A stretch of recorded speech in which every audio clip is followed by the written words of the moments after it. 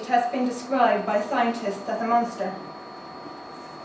It is 500 million trillion kilometers away. How much is that in light years? It's interesting that in order to be a monster, you have to be described as one. By yourself or by others, but always in relation to someone or something else. It's very romantic though, the monster. I think most monsters are solitary, seeking love and affection, like the beast in the tower. Are they? Is it arrogant of them to assume that they know what a monster is? Who communicates with a monster and how? I think they use telescopes mostly. But that's a one-way street. Maybe pigeon man? Pigeons are sturdy things. I hate pigeons. They disgust me. I used to have this habit of kicking them away with my feet or simulating as such, but I once actually hit one, and since then I stopped. My best friend calls me her pigeon. She's my flounder-fish.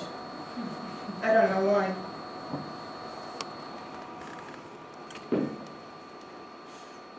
Did you know that some octopi try to simulate to look like a flounder-fish? I don't know why. I know cuttlefish can change texture and colour so they can't be grasped. People are always scared of what they can't grasp. I don't know why. What would you turn to if you were a cuttlefish? A black hole. Sometimes I feel like I've crawled into one of those, but becoming one and then being one, that's something different. Well, even they get documented these days. Well, that's what everyone assumes that they're entitled to do, isn't it? They're not thinking. They don't think of anything. They're thinking along. They're not thinking along. They feel uninhibited. Their thoughts are free. Even as we say that, we insinuate ourselves into their thoughts. They have thoughts in the back of their minds. Even as we say that, we insinuate ourselves into their thoughts in the back of their minds. A team of 200 scientists pointed their network telescopes towards us and scanned our heart for over a period of 10 days.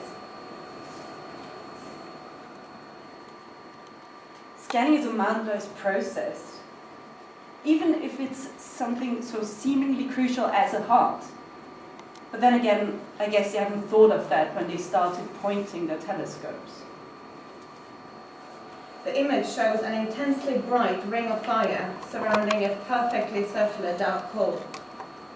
What's an imperfectly circular dark hole like? I want one of those. Well, they would be individuals. There are no individuals here. Here there's subject matter. They are the matter of interest. They aren't of interest. That's why they go out to find themselves. Because they don't understand that there's nothing to be found. No actions are performed here. They are being acted upon. They are not singular. They are a plurality of persons. They are the audience. Their faces point in one direction. They are an event. They are the event. We are just the event horizon. They see no picture. The picture was released today. Nor do we see an empty picture. There's no radiation belt between us and them. Would you give up your body parts for theirs? In order to become a cuttlefish? A chameleon? A shapeshifter? A monster in a lab coat? How? Find a person who will let you eat them. Would you eat another person if they want you to?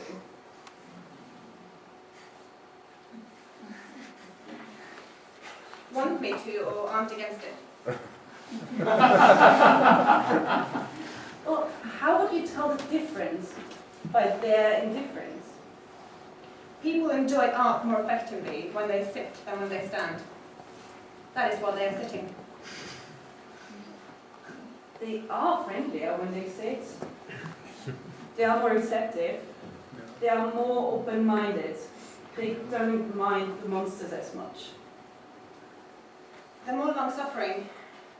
Sitting, they are relaxed. They are more democratic. They are less bored.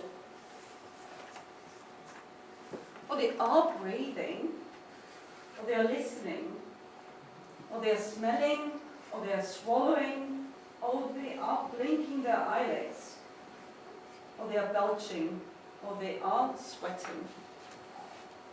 Oh, how terribly self-conscious they are. Before they came, they made certain preparations. They came with certain preconceptions. They were going to a poetry reading. They prepared themselves for a poetry reading. They were the right ones. They were breathtaking. They did not disappoint our wildest dreams. It was in your blood. You butchers, you buggers, you bullshitters, you bullies, you rabbits, you fuck-ups. Bastards. You insect, you worms, you dirt under our shoes, you creeps, you waste of space taking space in the light of its absence. You were listening perfectly, you wax figures, you windbags, you gravitational cock-ups. You consumers, you prosumers, you graspers for inspiration, you uninspired exploiters. You deadbeats, you Europeans, you cultivated classes, you lowbrows, you people of our time, you luminaries of science, you historic moments, you realists.